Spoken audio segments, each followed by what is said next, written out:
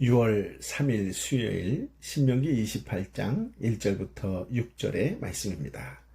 오늘 말씀은 27장에서 백성들이 그리심산과 에발산에 서 있는 가운데 이스라엘 백성들에게 선포된 언약의 복과 저주의 말씀 중 언약의 복에 해당하는 부분입니다.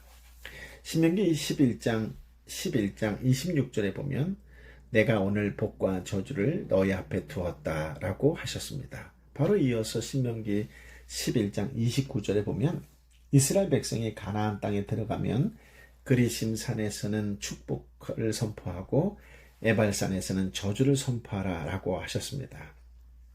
그리고 신명기 30장 19절 말씀에 보면 오늘 내가 하늘과 땅을 증인으로 삼아 너희 앞에 생명과 죽음, 복과 저주를 두니 생명을 선택해라. 신명기 28장에도 복을 약속하신 말씀과 저주를 경고하신 말씀이 있습니다. 무슨 의미일까요? 복과 저주 둘 중에 하나를 선택하라는 의미입니다. 물론 선택은 자유입니다. 그리고 선택을 했으면 그 결과에 대해서도 책임을 져야 합니다. 즉 순종하면 복을 받고 불순종하면 저주를 받습니다. 신명기 28장을 읽을 때 어디에 초점을 두고 읽으십니까? 라고 질문한다면 여러분은 무엇이라고 대답하시겠습니까? 복과 저주입니까? 아니면 순종과 불순종입니까?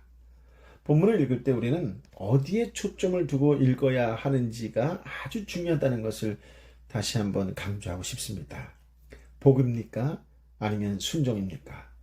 대부분의 사람들이 복에 초점을 두고 읽습니다.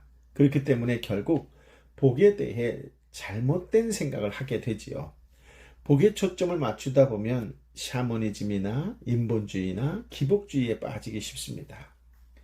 여러분, 복은 누가 줄까요? 복은 누가 주십니까? 그렇습니다. 하나님이 복을 주십니다. 하나님이 주셔야만 복을 받을 수 있습니다.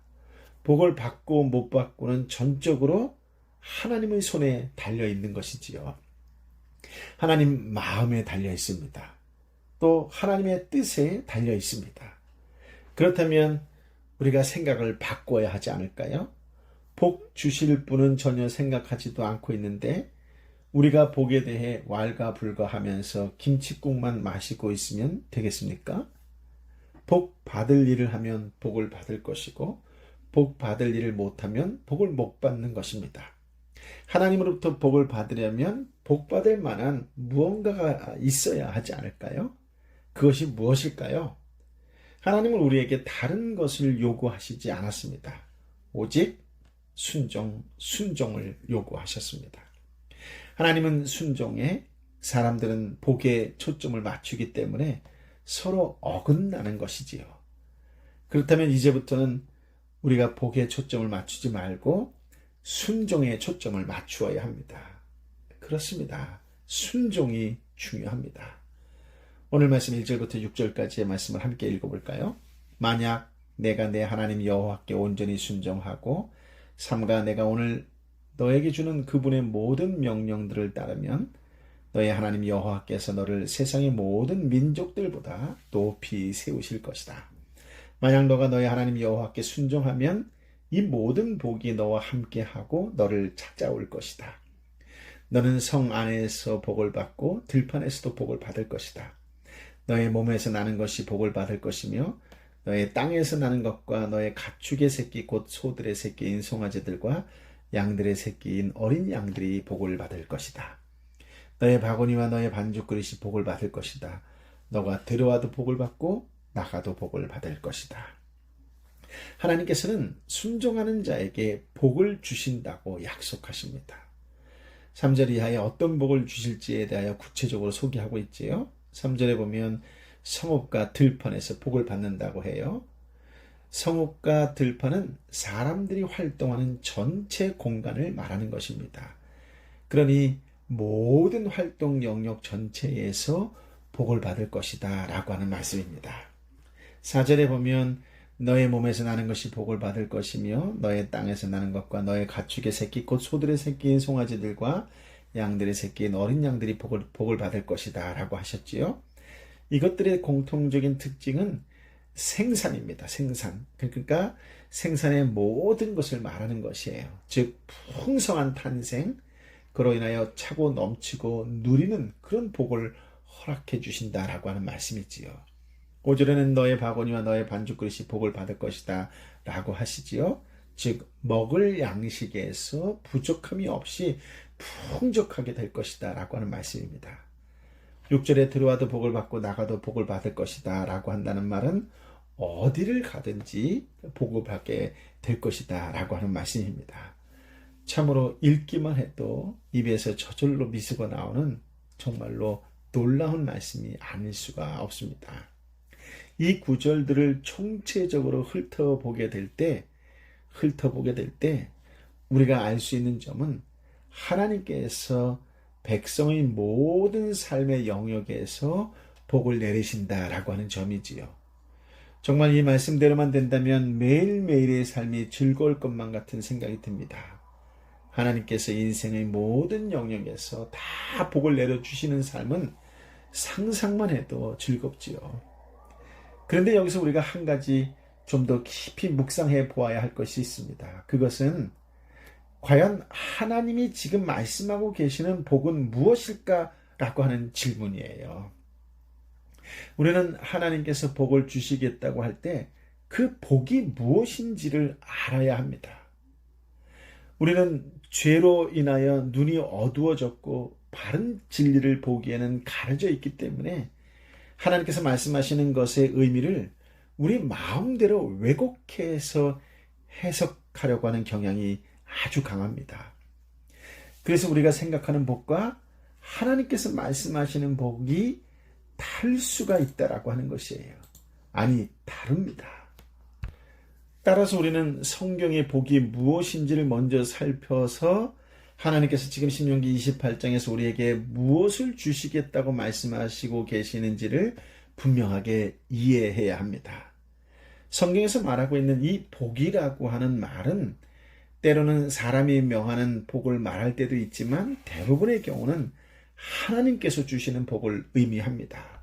그렇다면 하나님께서 오늘 우리에게 복을 주시겠다라고 하면 구체적으로 무엇을 주시는 것을 의미할까요? 우리가 잘 아는 아브라함을 통하여 확인해 보도록 하겠습니다. 창세기 12장에 보면 하나님께서는 아브라함을 처음 당신의 소유로 삼으시기 위해 부르실 때 그에게 복을 약속해 주셨어요.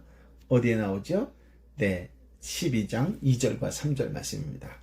내가 너를 큰 민족으로 만들고 너에게 복을 주어 너의 이름을 크게 할 것이니 너가 복의 근원이 될 것이다. 너를 축복하는 사람에게는 내가 복을 주고 너를 저주하는 사람에게는 내가 저주하리니 땅의 모든 족속이 너로 인해 복을 받을 것이다. 여기서 알 수 있는 복의 특성 중에 가장 두드러지는 것이 있다면 하나님께 나아가는 통로가 된다는 점입니다. 아브라함은 하나님께 복을 받았습니다. 그런데 이것은 어떤 종류의 복일까요? 이 복은 땅의 모든 족속이 아브라함을 통하여서만 하나님께 나아갈 수 있겠다 하는 복입니다. 즉 아브라함에게 말씀하고 계시는 하나님의 복은 하나님께 나아가는 통로로서의 복입니다. 그러므로 모든 복의 근원은 우리 주 예수 그리스도이십니다라고 말할 수 있겠지요. 왜냐하면 성도는 예수님을 통하여 하나님께 가까이 나아갈 수 있기 때문입니다. 그렇습니다. 복은 하나님께 나아가는 통로, 그것이 곧 복이요. 그 모든 복의 근원은 우리 주 예수 그리스도이시다라고 하는 것이에요. 예수님께서 여러분과 함께 계시고 여러분 가까이 계시다면 그것이야말로 복 중에 가장 위대한 복이요, 큰 복이요, 선물이라고 말씀드릴 수 있습니다.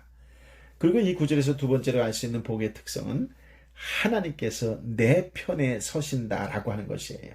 하나님께서 내 편에 서는 것입니다. 하나님은 아브라함에게 복을 주시겠다고 말씀하신 후 너를 복주는 자에게는 나도 복을 주고 너를 저주하는 자는 나도 저주하겠다라고 말씀하셨지요. 이것이 복입니다. 즉 아브라함에게 주신 두 번째 복은 하나님께서 내가 너의 편에 서겠다라고 말씀하신 것입니다.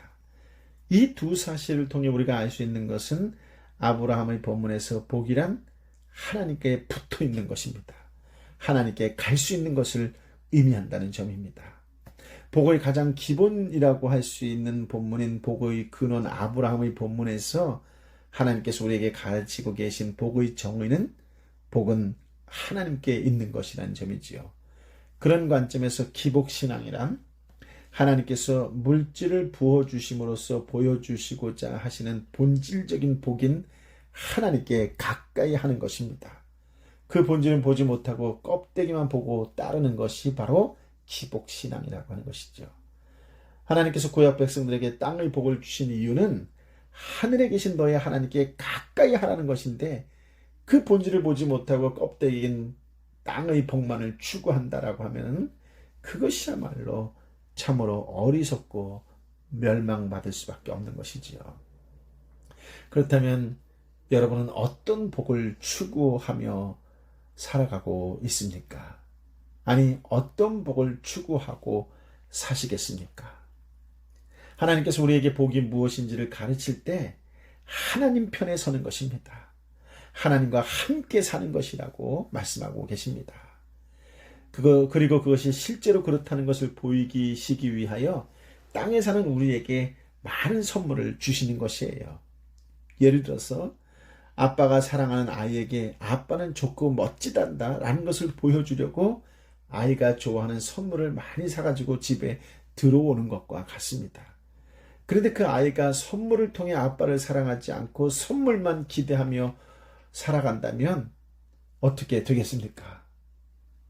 마치 달을 가리키는 손가락을 바라보면서 달은 보지 않고 손가락만 보는 것이지요. 하나님께서는 우리에게 하나님이라고 하는 제일 큰 복을 선물로 주시기를 원하시는데 우리는 구체하고 낡고 보잘것없는 땅의 선물만을 자꾸 기대합니다. 사실 이런 땅의 선물은 우리에게 영원하지도 바랄 만한 값어치가 있는 것도 아닌데도 말입니다. 그렇습니다. 하나님을 가까이 하십시오. 하나님을 바라보십시오. 오늘 하나님을 진하게 체험하는 날이 되시기를 예수님의 이름으로 축복합니다. 이것이 진짜 복입니다. 끝으로 한 가지 오해하지 않기를 바라는 것이 있는데요.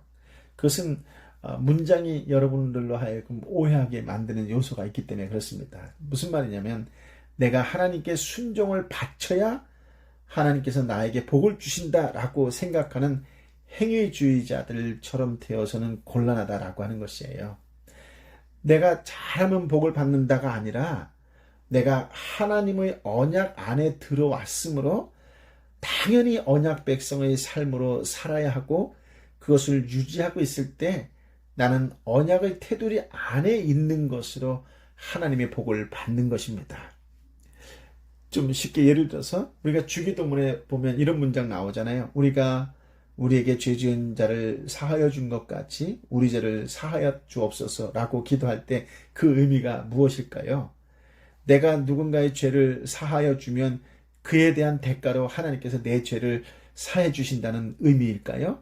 아닙니다. 이 말씀은 우리가 형제의 죄를 용서해 주는 것이 곧 언약 안에 들어있는 증거라는 뜻입니다. 하나님의 언약 안에 있는 자들이라면 당연히 언약에 순종하지요. 즉 하나님의 말씀에 순종하고 사는 것은 내가 하나님 나라의 백성이요 하나님 나라의 증거다라고 하는 것이에요. 그렇습니다. 오늘 말씀을 통하여 세상의 복이 아닌 하나님의 복을 사모하십시오. 하나님과 언약 백성들 간의 올바른 관계가 형성되어진다면 그 결과물은 하나님께서 모든 민족보다 높이 세워주신다는 것입니다. 때와 장소를 초월한 복을 허락해 주신다는 것이지요. 자녀들이 잘되고 하는 일이 잘되도록 인도해 주신다라고 하는 것입니다. 그렇습니다. 하나님은 오늘도 성도들에게 복을 내리시기를 원하십니다.